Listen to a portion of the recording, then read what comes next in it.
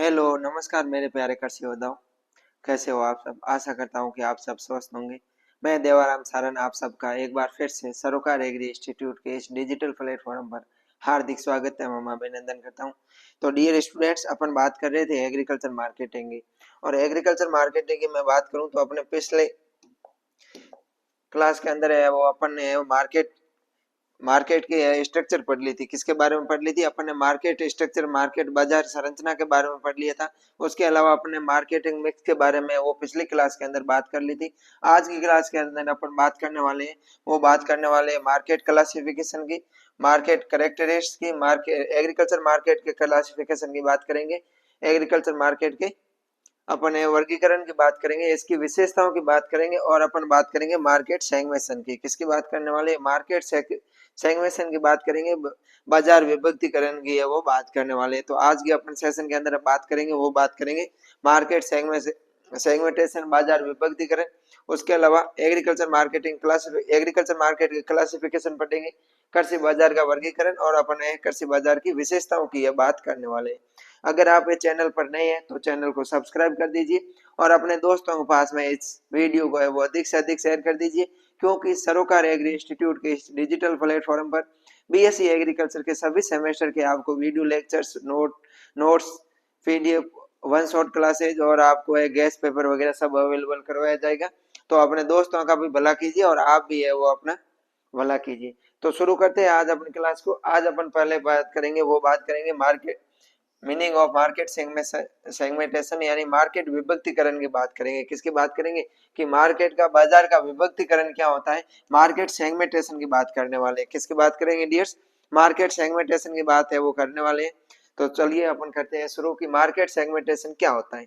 इससे पहले अपने वो एग्रीकल्चर मार्केटिंग अपन ने जनरल इंफॉर्मेशन ले ली है, 2 क्लासें हो गई है, उन 2 क्लासों को भी है वो आप देख लेना। आप एग्रीकल्चर मार्केटिंग प्ले लिस्ट में जाओगे तो वहां पर सारा आपको कंटेंट मिल जाएगा और वीडियो की डिस्क्रिप्शन में मैं आपको बीएससी एग्रीकल्चर के 5th सेमेस्टर के अंदर जो भी सब्जेक्ट हैं उन सब की प्ले लिस्ट की लिंक है वो प्रोवाइड करवा देंगे। तो बाजार विभक्तिकरण या मार्केट सेगमेंटेशन की बात करें तो इसमें एक वस्तु के बाजारों को टुकड़ों या खंडों में बांटा जाता है। क्या होता है? यानी उप बाजारों में बांटा जाता है। मार्केट सेगमेंटेशन का मतलब होता है कि कोई वस्तु है, कि वस्तुओं के बाजार को है वो अपन क्या करते हैं, अलग अलग खंडों के अंदर बांटते हैं, अंदर अलग अलग भागों के अंदर बांटते हैं, तो उसको अपन मार्केट सेगमेंटेशन के नाम से जानते हैं। उप बाजारों का अर्थ है कि ग्राहकों का वर्गीकरण करना। क्या करना? Classification of customer. बाजार विभक्तिकरण या उप बाजारों का अपन बात करें तो क्लासिफिकेशन ऑफ कस्टमर होते हैं, जो ग्राहक होते हैं उन ग्राहकों का क्या करना? वर्गीकरण करना। ग्राहकों को है वो प्राइस के आधार पर मूल्य का वर्गीकरण किया जाता है, क्षेत्र के आधार पर, जलवायु के आधार पर है वो इस प्रकार से बाजारों को बांटा जाता है। उदाहरण, यदि किसी एक वस्तु के ग्राहक 2 प्रकार के हैं, एक तो वह जो अपने उपभोग के लिए या परिवार के उपभोग के लिए खरीदते हैं, कि कोई भी मान लो अपन एग्जांपल से समझते हैं कि इसमें अपन ग्राहक मार्केट सेगमेंटेशन के अंदर अपन ग्राहकों का वर्गीकरण कैसे करते हैं। जैसे कोई उदाहरण से समझा लो, एक वस्तु है, ये मान लो पेन है। इस पेन के ग्राहक 2 प्रकार के होंगे, एक तो वह ग्राहक होगा जो अपने उपभोग के लिए या परिवार के उपभोग के लिए ले जाएगा, और दूसरे वो ग्राहक होते हैं जो वस्तुओं को पुनर्निर्माण के लिए खरीदते हैं। किसके लिए करते हैं? पुनर्निर्माण के लिए खरीदते हैं। तो इन दोनों को क्रमशः अंतिम उपभोक्ता, फाइनल कंज्यूमर और औद्योगिक उपभोक्ता कहते हैं। मान लो ये पेन है, इस पेन को खरीदने वाले 2 प्रकार के होंगे, एक तो वे व्यक्ति होंगे या वे उपभोक्ता होंगे जो है इनका यूज करेंगे और अपने खुद के लिए या अपने परिवार के लिए उपयोग करने के लिए ले जाएंगे। दूसरे वे होंगे कि इसका पुनर्निर्माण करने के लिए ले जाएंगे। तो इस प्रकार अपन ने वो मार्केट को, कंज्यूमर्स को 2 वर्गों में बांट दिया। एक तो वे कंज्यूमर्स हो गए जो फाइनल कंज्यूमर्स होते हैं, अंतिम कंज्यूमर्स होते हैं, अंतिम उपभोक्ता होते हैं, वो अपने उपभोग के लिए वस्तुओं को ले जाते हैं, उनको अपन फाइनल कंज्यूमर बोलते हैं। और इंडस्ट्रियल पर्पज से कोई भी वस्तुओं को अगर परचेस कर रहा है, वस्तुओं को खरीद रहा है, तो उसको अपन औद्योगिक उपभोक्ता या इंडस्ट्रियल कंज्यूमर्स कहते हैं। यदि निर्माता इन ग्राहकों का इस प्रकार वर्गीकरण कर एक एक समुदाय बना दे तो इस प्रकार के समुदायों को बाजार का विभक्त या मार्केट सेगमेंट या उप बाजार, सब मार्केट कहेंगे। अगर कोई भी कंपनी है या फिर कोई भी निर्माता है जो इन ग्राहकों को इस प्रकार से वर्गीकरण कर दे, कोई भी वस्तु का निर्माता है, इन ग्राहकों का इस प्रकार से वर्गीकरण कर दें कि वे ग्राहक एक तरफ आएंगे, जो फाइनल कंज्यूमर्स है उनके लिए मार्केट अलग लगेगा, और जो दूसरे कंज्यूमर्स है उनके लिए वो मार्केट अलग लगेगा। इस प्रकार के समुदायों को अपन विभक्त करते हैं तो उसको बाजार विभक्त या मार्केट सेगमेंटेशन या फिर अपन सब मार्केट कहेंगे। एक प्रकार बाजार को विभिन्न समुदायों में बांटने को क्या कहते हैं? बाजार विभक्तिकरण, मार्केट सेगमेंटेशन कहते हैं। बाजार को है विभिन्न अलग अलग समुदायों के अंदर बांटना क्या कहलाता है? बाजार विभक्तिकरण या मार्केट सेगमेंटेशन कहलाता है। तो ध्यान रखना डियर्स कि अपना जो मार्केट होता है उन मार्केट को है वो अलग अलग समुदायों के अंदर अलग अलग भागों के अंदर बांटना ही क्या कहलाता है?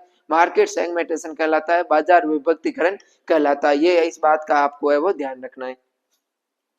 अब अपन इसकी डेफिनेशन देख लेते हैं, वो तो अपने सामान्य मीनिंग देख ली। अब इसकी डेफिनेशन की बात करें तो मार्केट सेगमेंटेशन स्टैंटन के अनुसार अगर अपन इसकी डेफिनेशन की बात करूं तो बाजार विभक्तिकरण से आशय किसी वस्तु के संपूर्ण हेटेरोजीनियस बाजार को अनेक उप बाजारों या उपखंडों में इस प्रकार विभाजित करने से है कि प्रत्येक उप बाजार या उपखंड में सभी महत्वपूर्ण पहलुओं में समजातीय या विजातीय होमोजेनिटी है वो हो। बाजार विभक्तिकरण से क्या आशय है?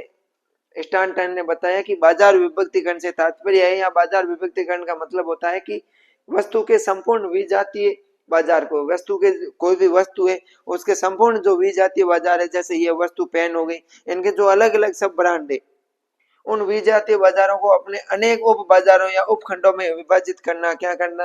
विभाजित करना कि प्रत्येक उप बाजार या उपखंड में सभी महत्वपूर्ण पहलू है जो समजातीय या विजातीय होते हैं उनका क्या हो जाए? समावेश हो जाए। कि market segmentation consists of taking the total heterogeneous market for a product and dividing into several sub market or segments, each of which tends to be homogeneous in all significant aspects। ये stand ने वो definition बताई। फिर अपने आए थे Philip Kotler. कौन आए थे? फिलिप कोटलर आए थे। फिलिप कोटलर ने क्या बताया कि एक बाजार को समान प्रकार के ग्राहकों की उप जातियों में विभक्त करने को बाजार विभक्तिकरण कहते हैं। फिलिप कोटलर ने बताया कि एक बाजार को समान प्रकार के ग्राहकों की उप जातियों में विभाजित करने को बाजार विभक्तिकरण कहते हैं। कोई बाजार है, उस बाजार के अंदर समान प्रकार के ग्राहक आते हैं, उन ग्राहकों के बाजारों को है वो उप जातियों के अंदर बांटना, उप जातियों में विभाजन करने को क्या कहते हैं? बाजार विभक्तिकरण कहते हैं। जिससे कि किसी भी उपजाति को चुना जा सके और विशिष्ट विपणन या मार्केटिंग मिक्स के साथ बाजार के लक्ष्य बनाकर उस तक पहुंचा जा सके। जिससे क्या होता है कि विशिष्ट उपजाति को है वो चुना जा सके, विशिष्ट मिश्रण के साथ में मार्केटिंग मिश्रण के मिक्स के साथ बाजार का लक्ष्य बनाकर उस वस्तु तक पहुंचा जा सके। बाजार विभक्तिकरण व बाजार खंड में अंतर। अब अपन बात करते हैं बाजार विभक्तिकरण और बाजार खंड में क्या अंतर होता है। मार्केट सेगमेंटेशन की बात करें तो मार्केट सेगमेंटेशन का मतलब होता है एक क्रिया है जिसके द्वारा बाजार को विभिन्न खंडों में बांटा जाता है। मार्केट सेगमेंटेशन क्या है? मार्केट सेगमेंटेशन एक प्रक्रिया है, एक प्रोसेस है जिसके द्वारा अपन ने वो बाजार को अलग अलग भागों में बांटते हैं, यानी कि एक प्रक्रिया जिसके द्वारा बाजार को अलग अलग खंडों के अंदर बांटा जाता है उसको अपन मार्केट सेगमेंटेशन के नाम से डियर्स जानते हैं। अगला है अपना मार्केट सेगमेंट या बाजार खंड। कुल बाजार का ऐसा भाग या हिस्सा जिसमें प्रत्येक ग्राहक के खरीद या क्रय व्यवहार में एक समानता पाई जाती है। बाजार संपूर्ण बाजार है, उसको मान लो अपन ने वो अलग अलग खंडों के अंदर बांट दिया है।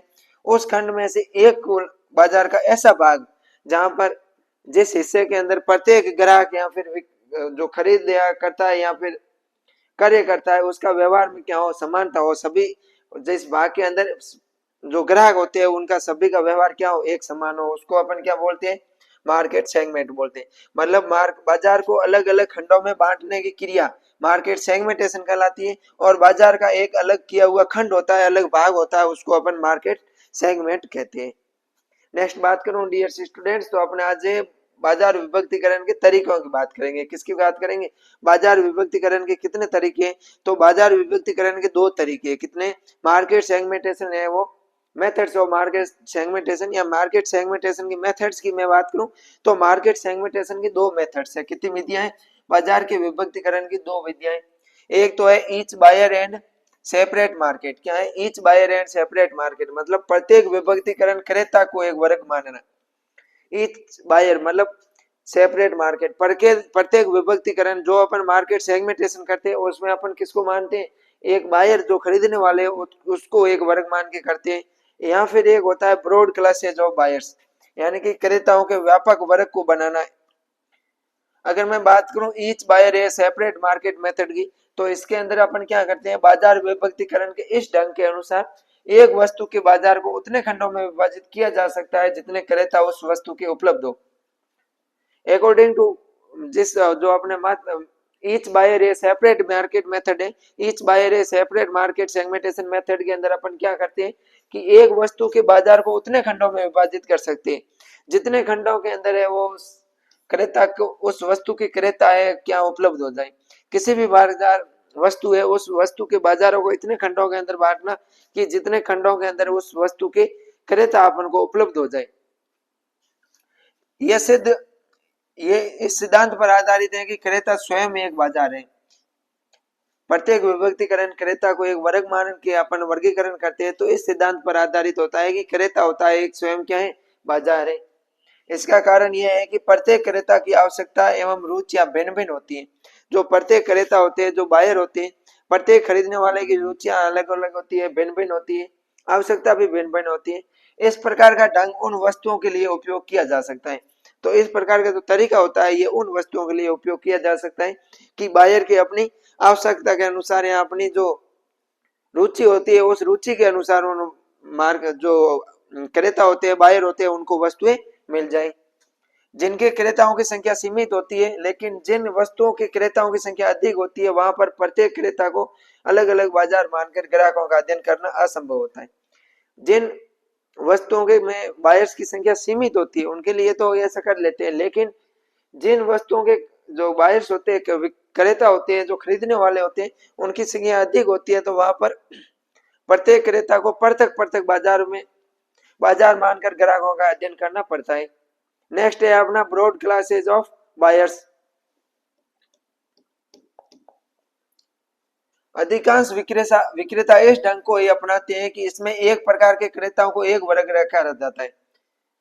जो अधिकांश विक्रेता होते हैं वो इस ढंग को मानते हैं कि एक प्रकार के क्रेताओं को एक वर्ग के अंदर रखा जाता है और उनका अलग अलग बाजार माना जाता है। उदाहरण के लिए यदि कोई विक्रेता क्रेताओं को महिला, पुरुष या बच्चों में विभक्त करता है तो उनके बाजार 3 खंड में बनेंगे। अगर कोई भी मान लो विक्रेता है वो महिलाओं के सामान को अलग एक तरफ रखेगा, पुरुषों के जो आवश्यक वस्तु है उनको एक तरफ रखेगा और बच्चों के लिए आवश्यक वस्तु है उनको एक तरफ रखेगा, तो उसके वो बाजार के कितने खंड बन जाएंगे, 3 खंड बन जाएगा। मार्केट सेगमेंटेशन का मोटा मोटा मतलब ये होता है कि आवश्यकता के अनुसार वस्तुओं को सजा के रखना, आवश्यकता के अनुसार वस्तुओं को अलग अलग रखना। मतलब जैसे जब बारिश की सीजन चल रही है तो बारिश की जो अपना सामान है उनको है वो एक तरफ रखेंगे, रेन कोट वगैरह को, तिरपाल वगैरह को, जिससे उनका ज्यादा है वो ध्यान आकर्षित हो सके। और पुरुषों की मार्केट जो आवश्यक, जैसे अपन उसमें जाते हैं कॉस्मेटिक मार्केट के अंदर जाते हैं तो पुरुषों की मार्केट अपन को अलग देखने को मिलेगी, महिलाओं के लिए जो आवश्यक सामान है उनको मार्केट है वो अलग देखने को मिलेगी। इस प्रकार है वो बाजारों को अलग अलग भागों के अंदर बांटना ही क्या कहलाता है, मार्केट सेगमेंटेशन कहलाता है। मार्केट सेगमेंटेशन की 2 मेथड्स होती है। कितनी मेथड्स होती है, 2 मेथड्स होती है। एक तो है वो क्रेता को बाजार मान लेते हैं और एक अपने ये 2 ब्रॉड क्लासेज ऑफ बायर्स हो गए। अब अपन बात करते हैं कि इसके टाइप्स क्या है या फिर क्राइटेरिया क्या है, बेसिस ऑफ मार्केट सेगमेंटेशन। यहाँ तो अपन बाजार विभक्तिकरण के प्रकार की बात करेंगे, या इसके क्राइटेरिया या फिर आधार की बात करेंगे कि मार्केट सेगमेंटेशन होता है, इस मार्केट सेगमेंटेशन के आधार क्या क्या है, उन आधारों की अपन है वो बात करेंगे। तो मार्केट सेगमेंटेशन के आधार बहुत से हो सकते हैं। आधार है वो अलग अलग प्रकार के, बहुत प्रकार के आधार हो सकते हैं। जैसे आर्थिक आधार, आर्थिक आधार पर मतलब जो महंगी चीजें होती है उनको है वो अलग रखना और जो सस्ती चीजें होती है उनको अलग रखना, ये आर्थिक आधार हो गया। सामाजिक आधार, राजनीतिक, प्रतियोगिता, उपभोक्ताओं की आयु, शिक्षा, व्यय करने का ढंग, रहने का स्थान, उपभोग की मात्रा आदि होते हैं वो क्या करते हैं, इस बाजार सेगमेंटेशन के आधार है। क्या है, बाजार सेगमेंटेशन के आधार की बात करें या बाजार सेगमेंटेशन के आपको टाइप्स की बात करें या फिर इसके क्राइटेरिया पूछे कि बाजार जो अपन विभक्तिकरण करते हैं वो किसके आधार पर करते हैं, तो अपन को आर्थिक आधार पर करते हैं, सामाजिक आधार पर करते हैं, राजनीतिक, प्रतियोगिता, उपभोक्ताओं की आयु, शिक्षा आदि के आधार पर करते हैं। किंडीफ एवं स्टील ने बाजार विभक्तिकरण को आधारों को निम्न प्रकार में बताया। उपभोक्ता बाजार के लिए आधार, पहले तो अपन इन्होंने जो कंडीफ स्टील ने वैज्ञानिक जो अर्थशास्त्री थे, इन्होंने बाजार के वर्गीकरण सेगमेंटेशन का आधार दिए थे। उनमें on the basis of consumer market, पहले तो बताया कि उपभोक्ता बाजार के आधार की कौन कौन से है वो, जो कंज्यूमर मार्केट होता है, उपभोक्ता बाजार होता है, उपभोक्ता बाजार के सेगमेंटेशन के कौन कौन से आधार हो सकते हैं, कौन कौन से बेसिस हो सकते हैं, उनके बारे में बताया। तो उपभोक्ता की आयु के आधार पर, उपभोक्ता की आय के आधार पर मार्केट अलग अलग हो सकते हैं, उपभोक्ता की आयु के आधार पर, उपभोक्ता का लिंग के आधार पर मार्केट सेगमेंटेशन करते हैं, उपभोक्ताओं में नगरीकरण की स्थिति के आधार पर मार्केट सेगमेंटेशन करते हैं, उपभोक्ताओं का औद्योगिक विभाजन कर सकते हैं, उपभोक्ताओं की शिक्षा के आधार पर मार्केट सेगमेंटेशन करते हैं, और उपभोक्ता का धर्म के आधार पर मार्केट सेगमेंटेशन करते हैं। ये है वो कंडीफ एवं स्टील ने बताया कि अपन मार्केट सेगमेंटेशन के कुछ आधार दिए थे उन्होंने। फर्स्ट दिया था कि कंज्यूमर मार्केट होती है, जो उपभोक्ता बाजार है, उपभोक्ताओं के आधार पर अपन, उपभोक्ताओं के ऐसे कौन कौन से आधार है जिसके आधार पर अपन मार्केट सेगमेंटेशन कर सकते हैं। तो उन्होंने बताया उपभोक्ता की आय, उपभोक्ता की आयु, उपभोक्ता का लिंग, उपभोक्ता का नगरीकरण की स्थिति, उपभोक्ता के औद्योगिक विभाजन। जैसे उपभोक्ता की आय, अधिक आय है तो महंगी वस्तुएं खरीदेंगे, और कम आय है तो सस्ती वस्तुएं खरीदेंगे, कम वस्तुएं खरीदेंगे।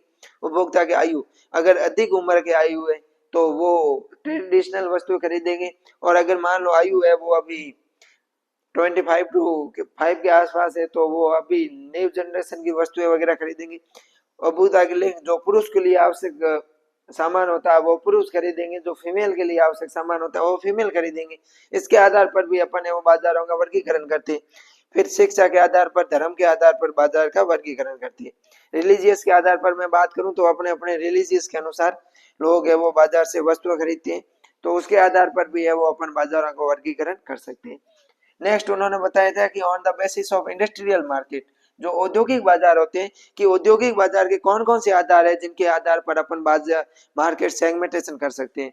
औद्योगिक बाजार की मैं बात करूं तो व्यवसाय की किस्म के आधार पर, कि अपन व्यवसाय कर रहे हैं उसकी किस्म क्या, उसके आधार पर अपन बाजार विभक्तिकरण कर सकते हैं। सामान्य क्रय का तरीका क्या है, उनके आधार पर। उपभोक्ताओं का आकार, भौगोलिक विभाजन, इनके आधार पर है वो विभाजित कर सकते हैं। सामान्य बाजार को है वो 4 प्रकार में विभाजित किया गया है। उनकी अगर अपन बात करें तो बाजार के 4 प्रकार कौन कौन से हैं। फर्स्ट है जियोग्राफिक वर्गीकरण, जियोग्राफी के आधार पर मार्केट का वर्गीकरण। डेमोग्राफिक के आधार पर मार्केट का वर्गीकरण।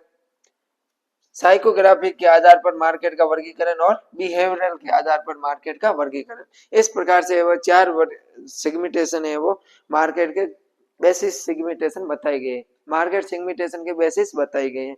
तो ये हो गया अपने मार्केट सेगमेंटेशन के डेफिनेशन वगैरह। अब अपन बात करते हैं इसके ऑब्जेक्टिव क्या क्या है, कि मार्केट सेगमेंटेशन क्यों करते हैं, इसके क्या क्या उद्देश्य है, उनकी बात करते हैं अपन। तो बाजार विभक्तिकरण का उद्देश्य विभिन्न क्रेताओं और विक्रेताओं के बीच में जो अंतर पाए जाते हैं उनका पता लगाना है। मार्केट सेगमेंटेशन का उद्देश्य क्या होता है कि जो विभिन्न प्रकार के बायर्स और सेलर्स होते हैं, उन बायर्स और सेलर्स के बीच में अंतर का पता लगाने के लिए अपन क्या करते हैं, मार्केट सेगमेंटेशन करते हैं। ये अंतर वस्तुओं के चुनाव को प्रभावित करते हैं। जो इनके बीच में बायर्स और सेलर्स के बीच में अंतर होते हैं, विभिन्न प्रकार के जो बायर्स होते हैं उनके बीच में अंतर होते हैं, उनकी वस्तुओं को चुनाव को प्रभावित करते हैं। इसलिए उनके चुनाव के अनुसार ही एक सेलर्स द्वारा विपणन की विधियां, मार्केटिंग मेथड्स अपनाई जाती है।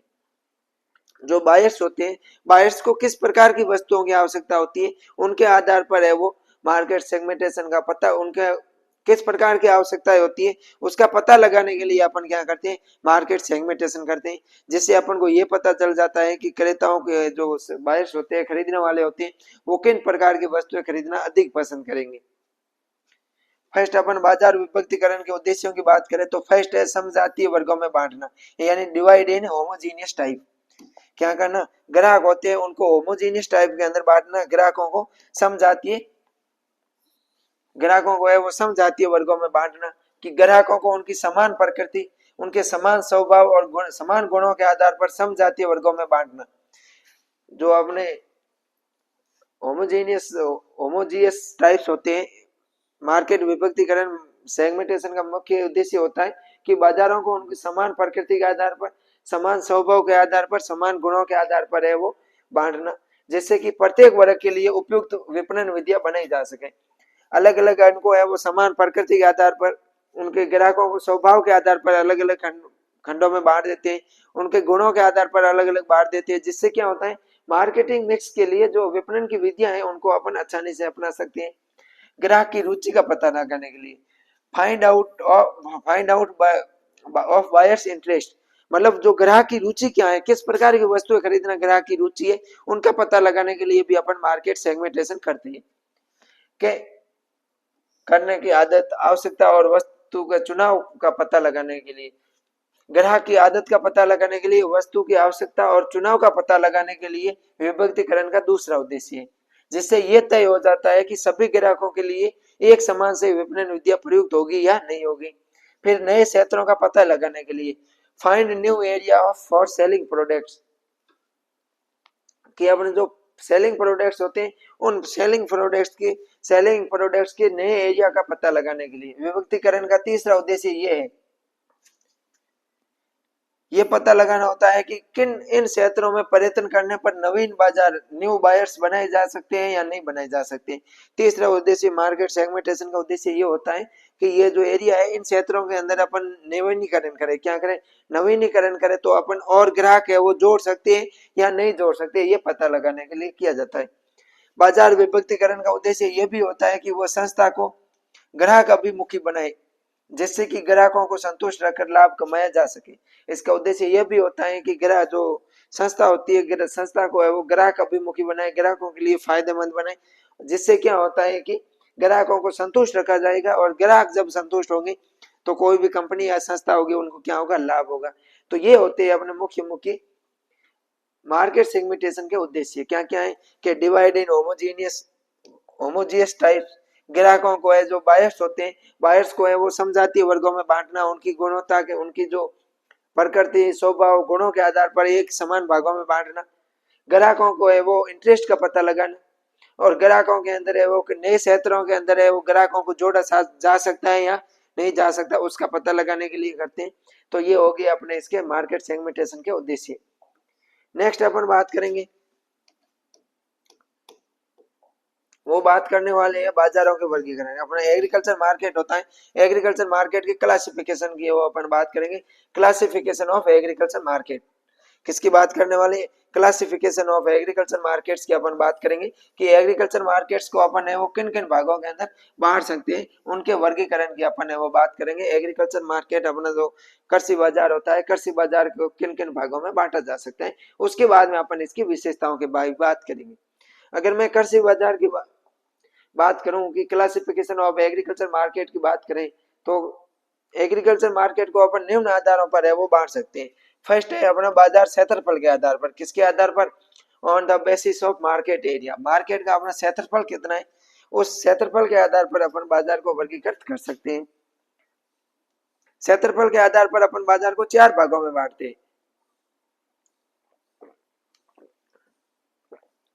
क्षेत्रफल के आधार पर बाजार को 4 भागों में बांटते हैं। स्थानीय बाजार, क्षेत्रीय बाजार, एक तो स्थानीय बाजार हो गए अपने लोकल मार्केट, रीजनल मार्केट क्षेत्रीय बाजार, नेशनल मार्केट राष्ट्रीय बाजार और इंटरनेशनल मार्केट अंतरराष्ट्रीय बाजार के on the basis of market area, market के क्षेत्र के आधार पर, बाजार के क्षेत्र के आधार पर अपन बाजार को कितने भागों में बांट सकते हैं, बाजार के क्षेत्र के आधार पर अपन बाजार को है वो क्षेत्रफल के आधार पर बाजार को 4 भागों में बांट सकते हैं, local market, regional market, national market और इंटरनेशनल मार्केट। ठीक है डियर्स, ध्यान रखना क्वेश्चन आएगा यहाँ से कंफर्म में आएगा कि बाद एग्रीकल्चर मार्केट का वर्गीकरण बताइए, आएगा क्वेश्चन पक्की बात।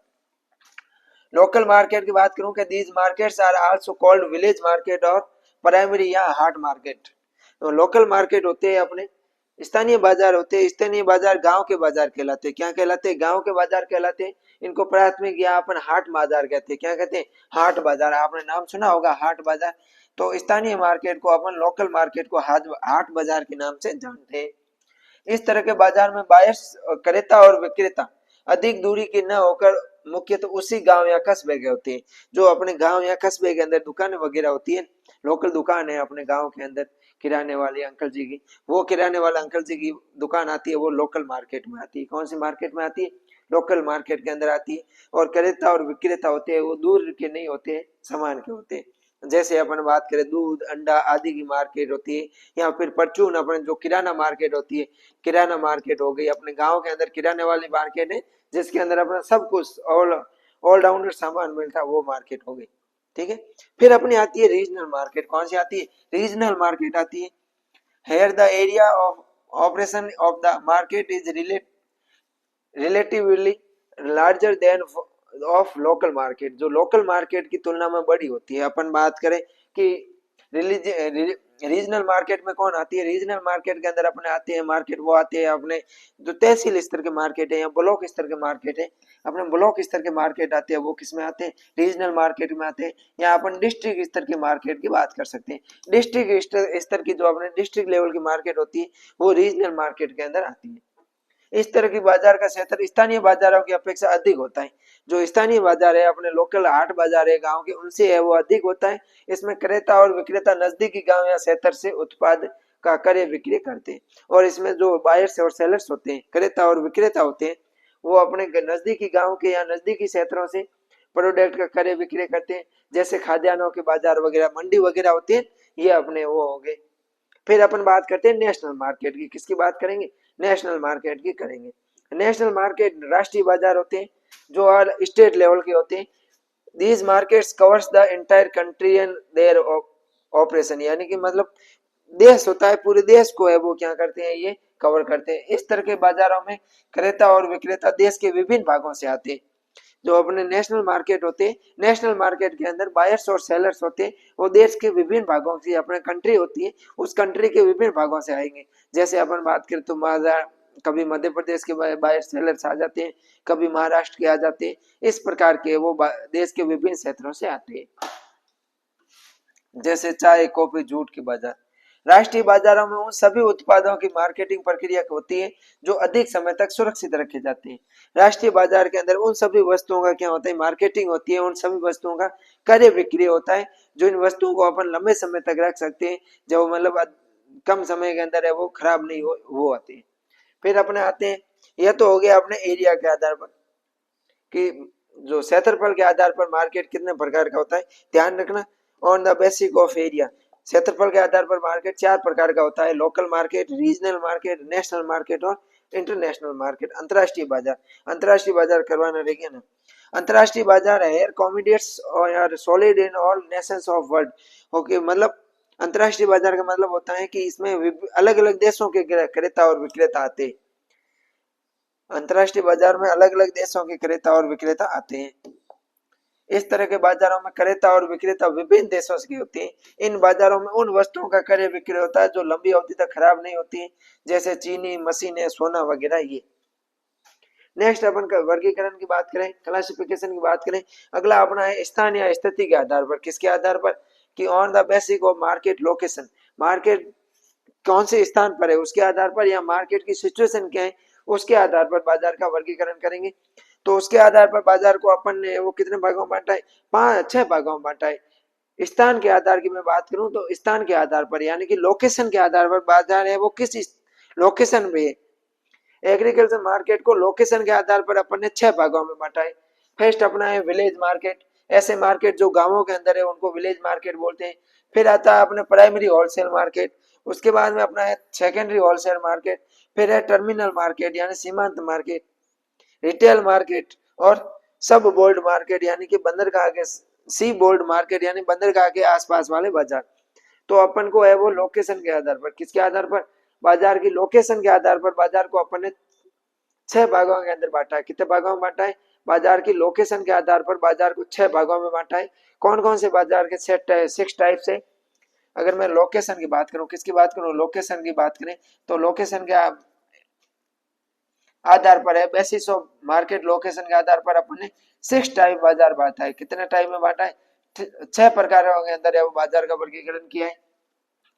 फर्स्ट है अपना स्थानीय या ग्रामीण बाजार, विलेज मार्केट। विलेज मार्केट की मैं बात करूं स्टूडेंट्स तो the area of operation of those markets is confirm to a small और ए ग्रुप्स ऑफ विलेज, यानी कि बाजारों में क्या होते हैं? गांव के बाजार होते हैं, मतलब बाजारों में क्रेता और विक्रेता उसी गांव के होते हैं, उसको अपन विलेज मार्केट बोलते हैं। अपने गांव का बाजार है, उस गांव के बाजार को अपन क्या कहेंगे, विलेज मार्केट बोलेंगे। विलेज मार्केट का मतलब होता है कि अपने क्रेता और विक्रेता होते हैं वो उसी गांव के होते हैं, उसको अपन विलेज मार्केट कहेंगे। नेक्स्ट अपना आता है प्राइमरी होलसेल मार्केट। क्या आता है, primary wholesale market. Primary wholesale market, these markets located in a big town और टॉकियस, मतलब जो बड़े कस्बे के अंदर होते हैं उनको अपन क्या बोलते हैं, प्राथमिक थोक बाजार। जैसे अपने ब्लॉक स्तर की होते हैं या तहसील स्तर के बाजार है, उनको अपन क्या बोलेंगे, प्राइमरी होलसेल मार्केट बोलेंगे। इस तरह के बाजार उत्पादों के उत्पादन स्थानों के आसपास के कस्बों में लगते हैं। जो प्राइमरी होलसेल मार्केट होते हैं वो अपने जो प्रोडक्ट होते हैं, प्रोडक्ट के उत्पादन होते हैं, प्रोडक्ट होता है उसका वो प्रोडक्शन होता है उसके आसपास के क्षेत्रों में लगते हैं।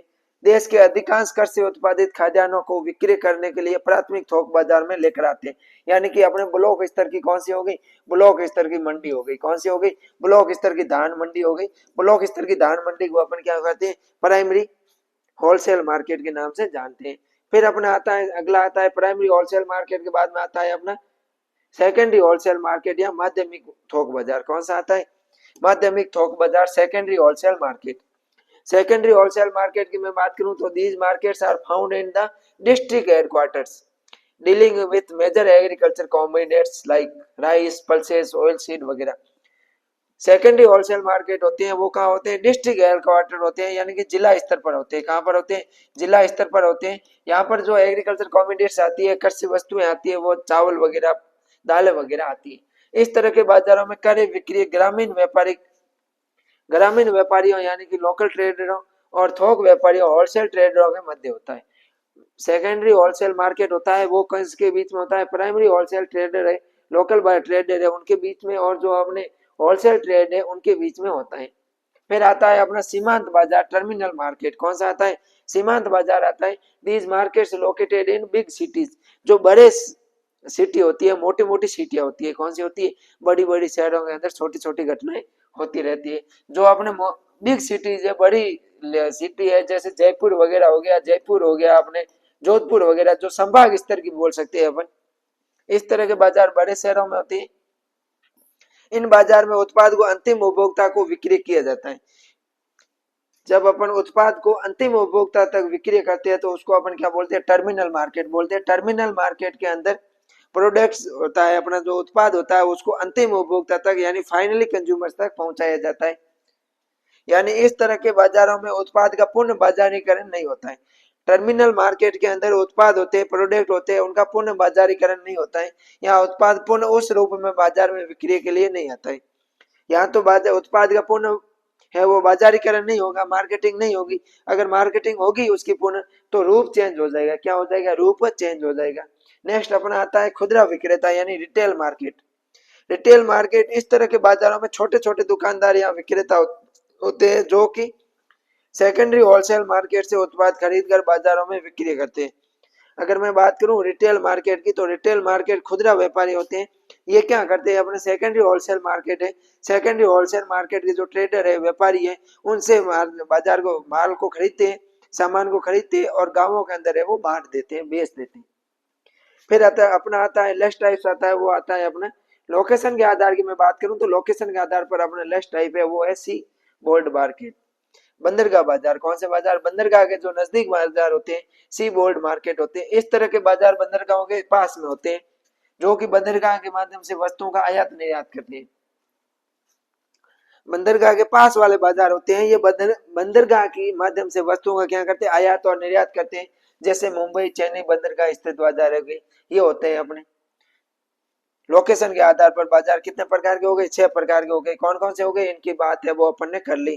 कौन कौन से लोकेशन के आधार पर, तो लोकेशन के आधार पर फर्स्ट है अपने विलेज मार्केट। कौन से, विलेज मार्केट है। फिर अपना है प्राइमरी होलसेल मार्केट। उसके बाद में मैं बात करूं तो सेकेंडरी होलसेल मार्केट आ गई। फिर अपने आगे सीमांत बाजार यानी टर्मिनल मार्केट आ गए।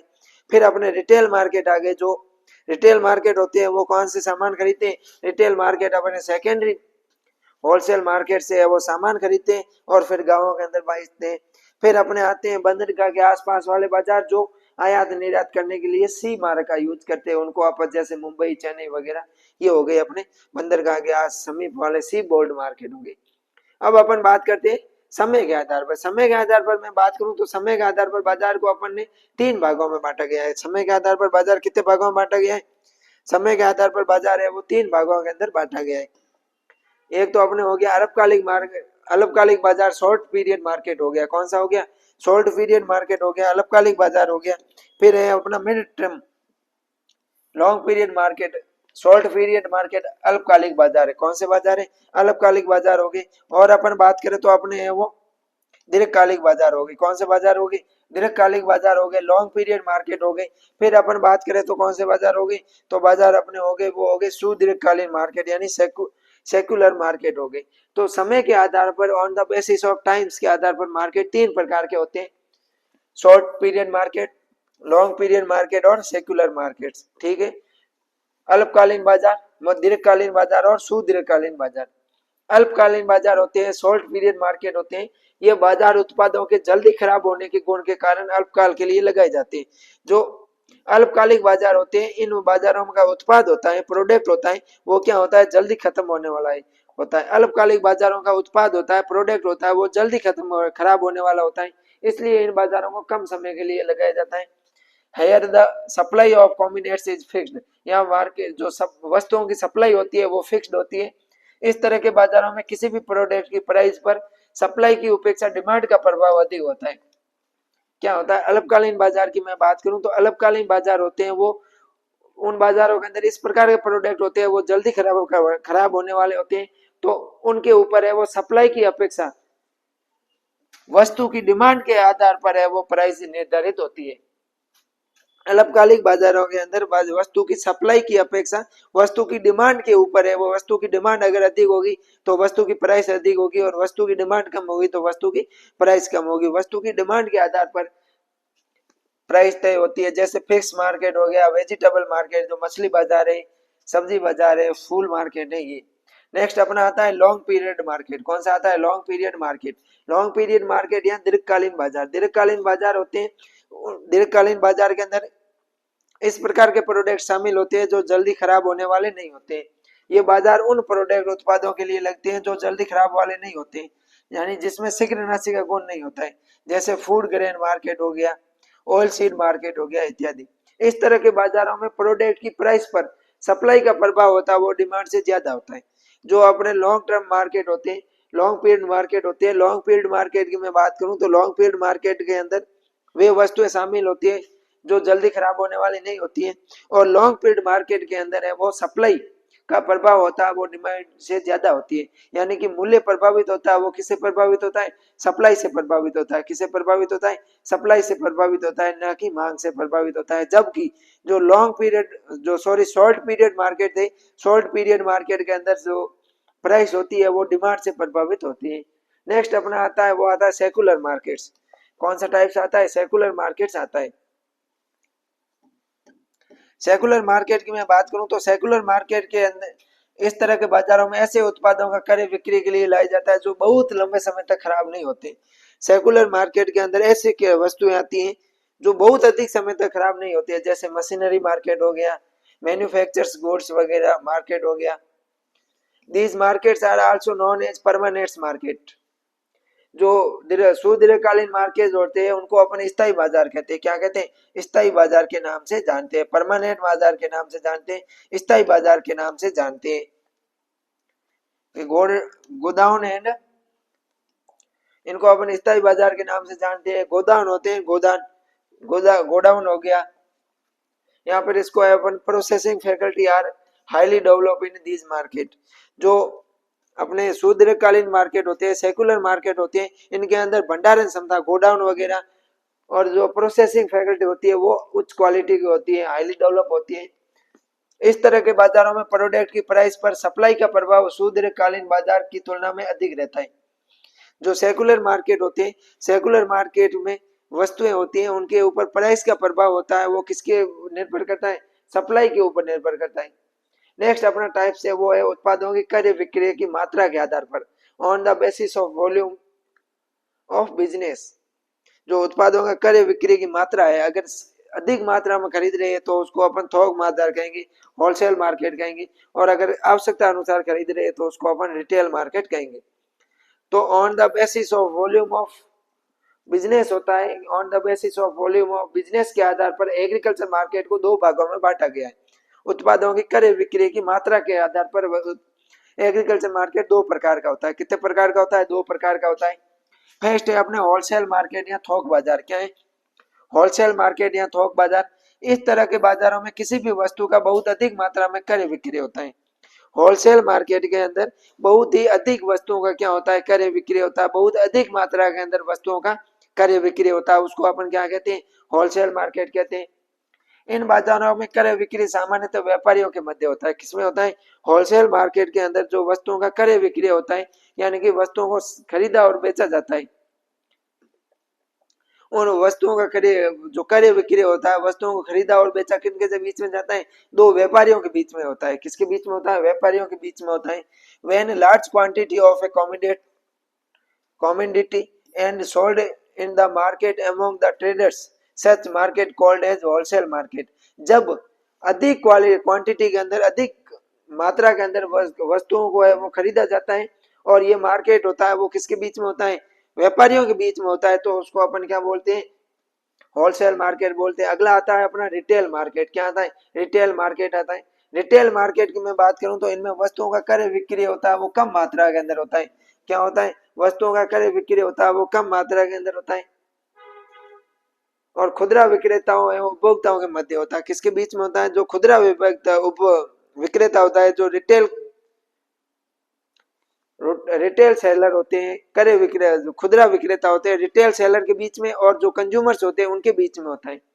क्या अपने खुदरा बाजार होता है? खुदरा बाजारों में क्रय विक्रय होता है वो कम मात्रा के अंदर होता है और खुदरा बाजारों में क्रय विक्रय होगा ये होगा वो कंज्यूमर्स के बीच में और रिटेल ट्रेडर्स के बीच में होते हैं। जो खुदरा व्यापारी होते हैं, जो गांव के छिटपुट व्यापारी होते हैं, उनके बीच में वो होता है।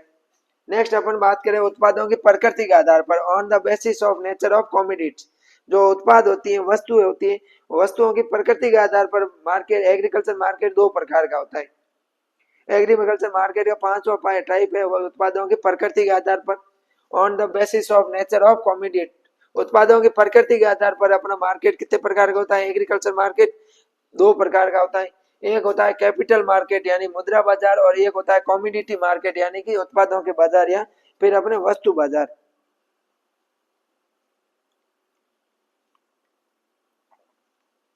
On the basis of nature of commodities are market two types होते हैं। कौन कौन से होते हैं? एक तो होता है capital market and commodity market, यानी कि उत्पादों की प्रकृति के आधार पर बाजार दो प्रकार के होते हैं, वस्तु बाजार और मुद्रा बाजार। अगर मैं मुद्रा बाजार की बात करूं तो capital market are those market in which shares, security bonds it's are purchased and sold. इसमें उत्पाद की जगह मुद्रा शेयर की जाती है या फिर अपने बॉन्ड का क्रय विक्रय किया जाता है। जो कैपिटल मार्केट होते हैं, कैपिटल मार्केट में उत्पाद के बदले, किसके बदले? उत्पाद के बदले है वो मुद्रा अर्जित की जाती है या फिर कोई शेयर बॉन्ड वगैरह है वो दिए जाते हैं। ठीक है, शेयर्स वगैरह या फिर मुद्रा वगैरह है वो दी जाती है। जबकि कमोडिटी मार्केट होते हैं, उत्पादों के बाजार होते हैं, इनमें कृषि क्षेत्र में कच्चे माल से निर्मित उत्पादों का क्रय विक्रय किया जाता है। इस तरह के बाजारों में कृषि क्षेत्र के जो कच्चे माल से निर्मित प्रोडक्ट होते हैं उनका क्या किया जाता है? क्रय विक्रय किया जाता है। Commodities market in this market deals with the buying and selling, यानी कि क्रय और जो विक्रय होता है ऑफ एग्रीकल्चर कमोडिटीज होता है, कृषि वस्तुओं के कच्चे माल से निर्मित उत्पाद होते हैं, उन कच्चे माल से निर्मित उत्पादों का क्या किया जाता है? क्रय विक्रय किया जाता है। नेक्स्ट आता है अपने उत्पादों के आदान प्रदान की प्रकृति के आधार पर, यानी कि basis of nature of transaction. आदान प्रदान की प्रकृति के आधार पर अगर मैं बात करूं, basis of nature of transaction की बात करें तो इसके आधार पर दो प्रकार के होते हैं, कैश मार्केट और फॉरवर्ड मार्केट। ट्रांसैक्शन के आधार पर मैं बात करूं, नेचर ऑफ ट्रांसैक्शन के आधार पर अगर अपन एग्रीकल्चर मार्केट की बात करें तो नेचर ऑफ ट्रांसैक्शन के आधार पर एग्रीकल्चर मार्केट होते हैं वो दो प्रकार के होते हैं। कितने प्रकार के होते हैं? दो प्रकार के होते हैं। कौन कौन से होता है? तो एक तो होता है अपना कैश मार्केट, एक होता है फॉरवर्ड मार्केट या वायदा बाजार। कैश मार्केट में इस तरह में वस्तुओं का क्रय विक्रय हाथों हाथ में कर लेते हैं। अपन क्या करते हैं कैश मार्केट के अंदर? अपना हाजिर बाजार में वस्तुओं का जो क्रय विक्रय होता है वो हाथों हाथ कर लिया जाता है। If there are cash transaction buying and selling of goods called is market spot market. यानी कि अपन है वो क्या करते हैं, इनको है वो हाथों हाथ अपने पैसे देके वस्तुओं को क्रय विक्रय कर लेते हैं। फॉरवर्ड मार्केट के अंदर बाजार में वस्तुओं का क्रय विक्रय वर्तमान में होता है, लेकिन आदान प्रदान भविष्य में निश्चित किए गए समय पर होता है।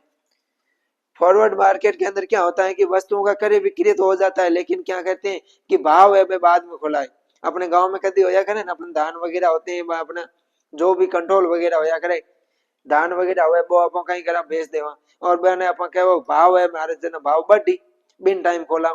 या फिर अपन कह सकते हैं कि वस्तुओं को दे देते हैं लेकिन वायदा कर देते हैं कि हमें वस्तुओं के पैसे बाद में दे देंगे, मतलब पैसे देंगे लेकिन वो बाद में देंगे पैसे, ठीक है। इस तरह को अपन फॉरवर्ड मार्केट कहते हैं।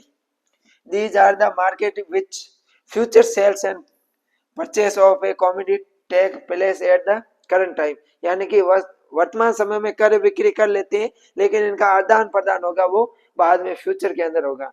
This process is called hanging. जो अपन हेजिंग पढ़ते हैं, हेगिंग हेजिंग होता है वो क्या कहलाता है, ये वायदा बाजार फॉरवर्ड मार्केट टाइप्स एक प्रकार का हेजिंग बाजार है। हेजिंग बाजार क्या होता है वो आगे अपन पढ़ेंगे। फिर है on the basis of regulation, नियंत्रण के आधार पर बाजार का प्रकार। नियंत्रण के आधार पर बाजार के प्रकारों की मैं बात करूं तो नियंत्रण के आधार पर बाजार होते हैं अपने कितने प्रकार के होते हैं, दो प्रकार के होते हैं। कितने प्रकार के होते हैं नियंत्रण के आधार पर बाजार? दो प्रकार के होता है। एक तो होता है रेगुलेटेड मार्केट नियंत्रित बाजार, और एक होता है इनरेगुलेटेड मार्केट। रेगुलेटेड मार्केट या नियंत्रित बाजार की बात करें तो वह बाजार जो कृषि उपज मंडी द्वारा नियंत्रित किए जाते हैं। ऐसे बाजार जो कृषि उपज मंडी के द्वारा नियंत्रित किए जाते हैं उनको अपन रेगुलेटेड मार्केट कहते हैं। और ये कानून द्वारा नियंत्रित होते हैं। जो रेगुलेटेड मार्केट होते हैं कानून द्वारा नियंत्रित होते हैं, जिससे उत्पाद की पर यूनिट मात्रा के लिए विपणन लागत कम आती है। जो रेगुलेटेड मार्केट होते हैं इसके अंदर विपणन लागत आती है वो कम आती है, और उत्पादक को उत्पाद की अधिक कीमत प्राप्त होती है। रेगुलेटेड मार्केट के अंदर उत्पादक को उत्पाद की अधिक कीमत प्राप्त होती है। नेक्स्ट है अपना अनरेगुलेटेड मार्केट या इनरेगुलेटेड मार्केट। तो इन बाजारों में व्यापारी इच्छा के अनुसार कार्य करते हैं। जो इन अनरेगुलेटेड मार्केट होते हैं, अनरेगुलेटेड मार्केट के अंदर व्यापारी होते हैं वो अपनी इच्छा के अनुसार कार्य करते हैं। क्या करते हैं? अपनी इच्छा के अनुसार कार्य करते हैं। इस तरह के बाजारों में विपणन की दोषपूर्ण प्रणाली अपनाई जाती है, जैसे विपणन लागत अधिक आता है और उत्पाद को अपने उत्पाद की उचित कीमत नहीं मिल पाती है। फिर है on the basis of vision. दर्शिता के आधार पर बाजार होते हैं वो दो प्रकार के होते हैं। एक तो होता है ब्लैक मार्केट और एक होता है ओपन मार्केट। विजन की मैं बात करूं तो विजन के आधार पर भी अपना एग्रीकल्चर मार्केट अपन पढ़ रहे हैं। टाइप्स ऑफ एग्रीकल्चर मार्केट, तो मैं मार्केट बोलूं मतलब समझ लेना एग्रीकल्चर मार्केट के टाइप्स की बात कर रहे हैं। विजन्स के आधार पर on the basis of visions market agriculture market is two types. Agriculture market दो प्रकार का होता है, ब्लैक मार्केट और ओपन मार्केट। ब्लैक मार्केट को अपन है वो इनविजिबल मार्केट भी बोल सकते हैं। क्या बोलते हैं? इनविजिबल मार्केट और विजिबल मार्केट। इनविजिबल मार्केट में इन बाजारों में माल को एसओ पर नहीं रखा जाता है, यानी कि ब्लैक मार्केट के अंदर मार्केट जो माल होता है उसको अपन है वो सामने वो नहीं रख सकते, लेकिन उन्हें बाजार में गोदाम में रखा जाता है। ब्लैक मार्केट के अंदर माल होता है, जो वस्तुएं होती है उनको अपन सामने नहीं रख के वो गोदामों के अंदर है वो रखा जाता है, और माल को नग्न आंखों से नहीं देखा जा सकता। माल को अपन है वो आंखों से देख नहीं सकते। कि इन this market the goods are not placed on the SO but they are kept into godown of the market. The goods cannot be seen by naked eyes। जो अपने क्रेता विक्रेता होते हैं इनके जो वस्तुएं होती है इनको अपन माल होता है अपना वो आंखों से नहीं देख सकते। फिर है अपना ओपन मार्केट या विजिबल मार्केट। विजिबल मार्केट खरीदारों और विक्रेताओं के बीच में दृश्यमान बाजार होता है। लेन देन स्थान और कीमत मांग आपूर्ति द्वारा निर्धारित की जाती है। ओपन मार्केट होते हैं, ओपन मार्केट खरीदारों और विक्रेताओं यानी कि सेलर्स और बायर्स होते हैं, इनके बीच का दृश्यमान बाजार होता है। और लेन देन स्थान है, और जो लेन देन स्थान होता है वहां पर क्या होता है, कीमत मांग और आपूर्ति द्वारा निर्धारित की जाती है। नेक्स्ट अपना आता है on the basis of number of commodities, कि वस्तुओं की संख्या के आधार पर। किसके आधार पर? नेक्स्ट अपन मार्केट का प्रकार आता है on the basis of number of commodities, वस्तुओं की संख्या के आधार पर आधार पर है वो अपन किसकी बात करेंगे, एग्रीकल्चर मार्केट के वर्गीकरण की बात करेंगे दृश्यता के आधार पर। जनरल मार्केट और स्पेशलाइज्ड मार्केट। जनरल मार्केट में सभी प्रकार की वस्तुएं बिकती है। जनरल मार्केट के अंदर सभी प्रकार की वस्तुएं बिकती है। In this market all types of commodities are sold. यानी जनरल मार्केट के अंदर अपन को सभी प्रकार की वस्तुएं देखने को मिलती है, जैसे food, grain and textile goods वगैरह। लेकिन कुछ आते हैं अपने स्पेशलाइज्ड मार्केट आते हैं, इन डील्स विद स्पेसिफिक कमोडिटीज। यहाँ पर विशिष्ट वस्तुएं मिलती हैं। क्या मिलती हैं? स्पेशलाइज्ड बाजार के अंदर विशिष्ट वस्तुओं का क्या होता है, सेलिंग एंड बाइंग होती है, विशिष्ट वस्तुएं। जैसे वेजिटेबल मार्केट में केवल वेजिटेबल मिलेगी, कॉटन मार्केट में कॉटन मिलेगा, जूट मार्केट के अंदर जूट मिलेगा। ये हो गए अपने एग्रीकल्चर मार्केट के टाइप्स की। अब अपन बात करते हैं एग्रीकल्चर मार्केट की विशेषताओं की बात करेंगे। किसकी बात करेंगे? कैरेक्टरिस्टिक्स ऑफ एग्रीकल्चर मार्केट की। एग्रीकल्चर मार्केट की क्या क्या विशेषताएं हैं, उन विशेषताओं के बारे में है वो अपन चर्चा करने वाले हैं। तो डियर स्टूडेंट्स, मैं एग्रीकल्चर मार्केट की विशेषताओं की बात करूं तो बाजार में उपभोक्ताओं की आवश्यकता के सभी उत्पाद जिन्हें वे क्रय विक्रय के इच्छुक होते हैं उपलब्ध होना चाहिए। विशेषताएं क्या होनी चाहिए कि बाजार के अंदर, एग्रीकल्चर बाजार के अंदर उपभोक्ताओं की आवश्यकता के अनुसार जो कंज्यूमर्स होते हैं, कंज्यूमर्स की आवश्यकताओं के अनुसार सभी प्रकार के अपन को वस्तुएं क्रय विक्रय के लिए उपलब्ध होनी चाहिए। सॉरी। दूसरा है कि बाजार में विभिन्न आय वर्ग के उपभोक्ताओं के आवश्यक उत्पादों की सभी श्रेणियां जिन्हें वे क्रय कर सकते हैं उपलब्ध होनी चाहिए। बाजार में जो विभिन्न आय वर्ग के कंज्यूमर्स आते हैं, उन विभिन्न आय वर्ग के कंज्यूमर्स के आधार पर जो उत्पादों की अलग अलग श्रेणियां होती है, यानी कि महंगी वस्तुएं भी होनी चाहिए, सस्ती वस्तुएं भी बाजार के अंदर होनी चाहिए। बाजार में ऐसे उत्पाद विक्रय के लिए उपलब्ध नहीं होने चाहिए जो उपभोक्ताओं के लिए हानिप्रद हो। बाजार के अंदर ऐसे वस्तुएं वो अपन को उपलब्ध नहीं होनी चाहिए जो उपभोक्ताओं के लिए या कंज्यूमर्स के लिए क्या हानिकारक हो। ऐसी बाजार के अंदर वस्तुएं नहीं होनी चाहिए। बाजार में उपलब्ध उत्पादों एवं उनकी किस्म के गुणों में सभी प्रकार की सूचनाएं, जो बाजार के अंदर वस्तुएं और जो उनके उत्पाद होते हैं, उनकी किस्म होती हैं, उनके ऊपर सभी प्रकार की सूचनाएं, जैसे उत्पाद में क्या क्या विशेषताएं हैं, उत्पाद की कीमत क्या है, उत्पाद के उपयोग की विधि क्या है, सभी जानकारियां, उत्पाद से सभी संबंधित जो भी जानकारियां वो क्या होनी चाहिए, उनके ऊपर लेबल किया हुआ होना चाहिए, अंकित की हुई होनी चाहिए, लिखी हुई होनी चाहिए। बाजार में क्रेता और विक्रेता पर उत्पाद के क्रय विक्रय के लिए किसी प्रकार का दबाव है वो नहीं होना चाहिए। क्या है कि जो बाजार होते हैं, उन बाजारों में क्रेता और विक्रेता, सेलर्स और बायर्स के ऊपर वस्तुओं को खरीदने या बेचने का किसी भी प्रकार का धार्मिक, राजनीतिक, सामाजिक दबाव नहीं होना चाहिए। उपभोक्ता उत्पादों को क्रय करने के लिए क्या होना चाहिए, पूर्ण रूप से स्वतंत्र होना चाहिए और अपने निर्णयों के आधार पर उत्पादों को खरीदना चाहिए। बाजार में उत्पादों की उचित कीमत पर उपलब्ध होने की व्यवस्था होनी चाहिए। बाजार में जो उत्पाद होते हैं वो उन उत्पादों को उचित कीमत पर उपलब्ध होने चाहिए। ऐसे नहीं है कि कीमत है वो ज्यादा होगी। और कीमत सभी वर्ग के, सभी जाति धर्म उपभोक्ताओं के लिए समान होनी चाहिए। जो उत्पाद होता है, उत्पाद है वो एक वाजिब दाम पर अपन को उपलब्ध होना चाहिए और जो उसकी प्राइस होती है वो सभी धार्मिक, सभी धर्म के लोग, सभी लिंग के लोग, सभी जो क्षेत्र के लोग हैं उनके लिए समान होनी चाहिए। बाजार में उत्पादों के थोक बिक्री के साथ खुदरा बिक्री की भी व्यवस्था होनी चाहिए। मार्केट के अंदर होलसेल मार्केट और रिटेल मार्केट की भी अपन को व्यवस्था होनी चाहिए। अधिकांश उपभोक्ता अपनी कम आय होने के कारण उत्पादों को कम मात्रा में निरंतर खरीद क्रय करते रहते हैं, इसलिए उनके लिए रिटेल मार्केट की व्यवस्था होनी चाहिए। बाजारों में अनावश्यक कटौतियां, विपणन लागत, उत्पाद की मात्रा में कमी नहीं आनी चाहिए। जो बाजार में अनावश्यक कटौतियां वगैरह करते हैं, अपन मार्केटिंग लागत वगैरह, प्राइस वगैरह लेते हैं, वो नहीं होनी चाहिए। बाजार में उपभोक्ताओं की उपरोक्त सभी आवश्यकताओं की पूर्ति क्षमता के साथ में होनी चाहिए। उत्पाद कर्षक की आकांक्षा का पूर्ण करने की क्षमता होनी चाहिए। अपन को है वो फ्रॉड प्रोडक्ट कोई नहीं मिलना चाहिए, बाजार के अंदर फ्रॉड प्रोडक्ट नहीं होना चाहिए। उत्पाद कर्षक लाई गई उत्पाद को शीघ्रता से अधिक कीमत पर बिक्री करने की व्यवस्था वगैरह होनी चाहिए। तो ये हो गई अपने एग्रीकल्चर मार्केट की विशेषताएं।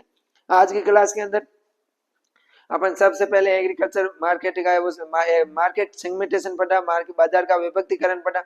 उसके बाद में अपने एग्रीकल्चर मार्केट के प्रकार पढ़े, फिर अपने एग्रीकल्चर मार्केट की है वो विशेषताएं देख ली।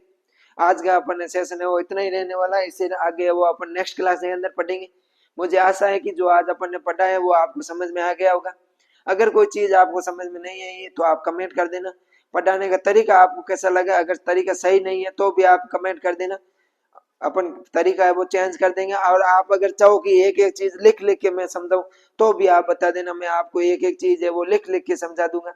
अगर आपको ये वीडियो अच्छा लगा है तो अपने दोस्तों के पास में इसको शेयर कीजिए, चैनल को सब्सक्राइब कर दीजिए और बेल आइकन के बटन को प्रेस कर दीजिए। मिलते हैं अपन नेक्स्ट क्लास में, तब तक के लिए आप पढ़ते रहिए, मस्त रहिए, खुश रहिए। Thank you.